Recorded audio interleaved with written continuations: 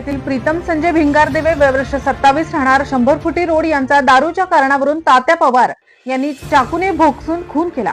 ही घटना दुपारी 1 वाजण्याच्या सुमारास मायणी रोड येथील भाजी मंडई जवळ घडली। विटा येथील पृथ्वीराज वाईन शॉपी शेजारी प्रीतम उर्फ चिक्या यांचा धारदार शस्त्राने तात्या पवार यांनी भोगसून खून केला। या घटनेने विटा शहर हादरून गेले आहे। भर वस्तीत ही घटना घडल्याने परिसरात खळबळ उडाली। जखमी प्रीतम यांना नागरिकांनी उपचारासाठी ग्रामीण रुग्णालय येथे दाखल करण्यात आले, परंतु डॉक्टरांनी तो मृत झाल्याचे घोषित केले। यावेळी ग्रामीण रुग्णालयात नागरिकांनी गर्दी केली होती। हा खून दारूच्या कारणावरून झाल्याचे नागरिकांमध्ये चर्चा आहे। रमेश जाधव, 7 स्टार न्यूज, विटा।